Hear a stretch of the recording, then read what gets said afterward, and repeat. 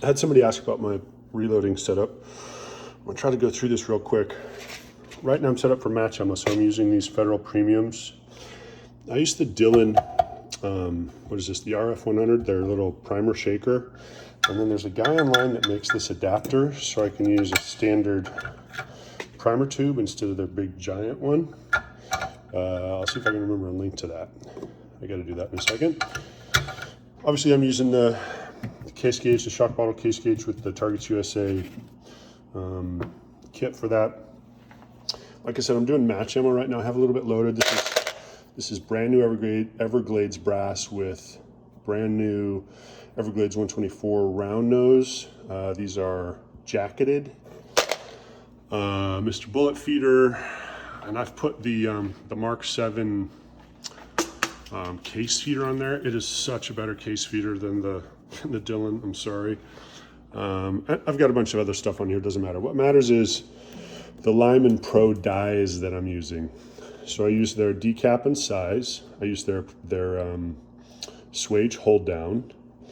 I'm using their seat die and their crimp die.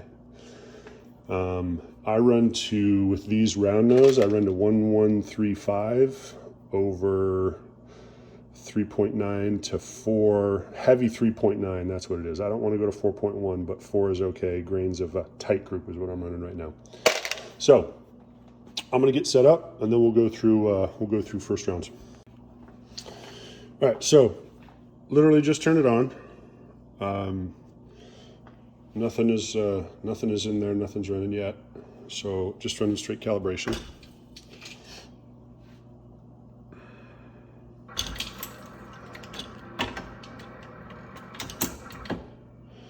All right, so we'll do kind of a setup here so you can see my important ones. But after I run calibration, I'm going to run. I'm going to turn off my sensors, so bullet sense is off, even though I use it later. I'm going to go to setup. I'm going to go to single cycle because I want just one piece of brass. One piece of brass, run that again.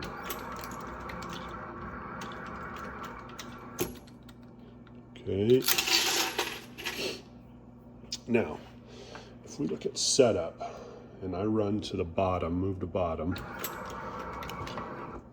okay, I don't know if you can see that. Like, I want maybe a millimeter of gap. In fact, that guy's got too much gap on it. But I don't want hardly any gap between the die and the shell plate. I don't want it hitting the shell plate, but I don't want any gap. Okay, the sizing die is pretty good, and that die will go all the way down. Okay, that's number one.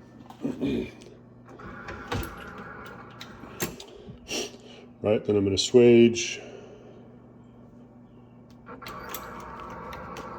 And it's brand new brass, so swaging isn't important, but I do it anyway. Then my primer, okay, and I'm going to take that guy out.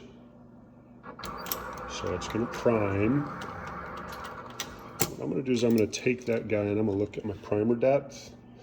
I'm going to look at it, I'm going to feel it, right? And it is just below, it may be even just a touch deep because it's smashing that primer. I run the wobble test on the thing. We're going to adjust that guy up half a turn, right? You know how to adjust your primer seat because this one is too deep. Then I'm going to put that back there, and I'm going to run, usually I run 3 or 4 powder cycles before I do my charge weight. So we're just going to do single cycle.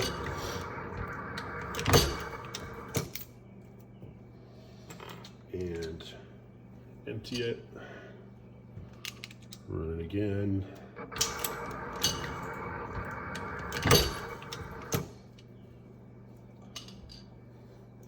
Run it again.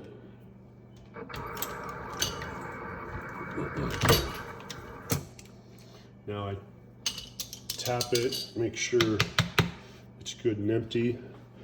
And then what I'm going to do is with this case, I'm going to 0.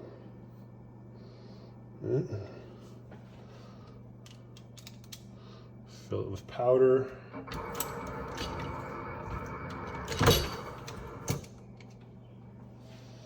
And I'm going to check charge weight.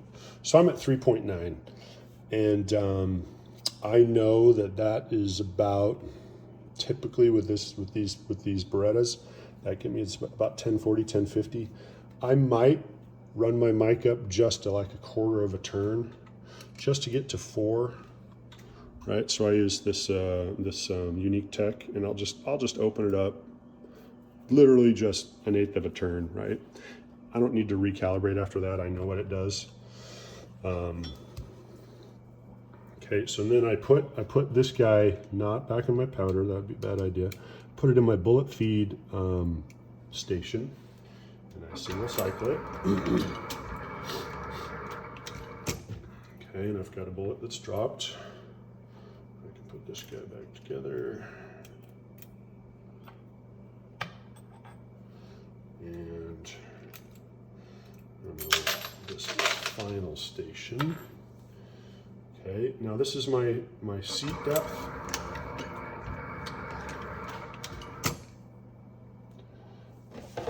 And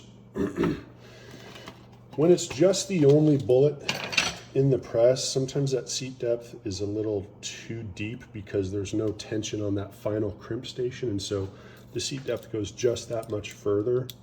But my seat depth right here is a 1129, which, you know, it's fine. The difference between 1129 and 1135 is, if we close it and we go to 6 thousandths, I mean, you can't even see it. Like, I'm okay with a 1129 first depth, right?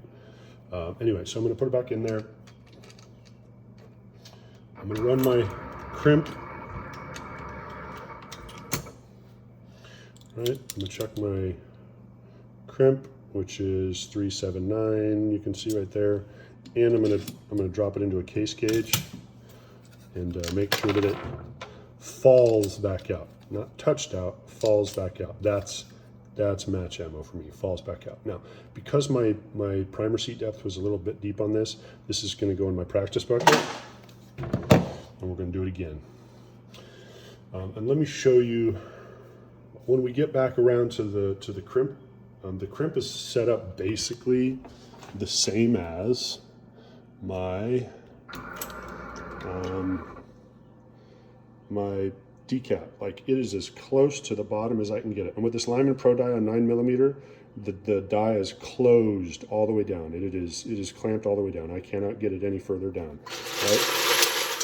It is tight all the way down. So I run this to the bottom and tight. I run this to the bottom, and that gets me my decap and size, and then my crimp, and they're just right. That's what I do.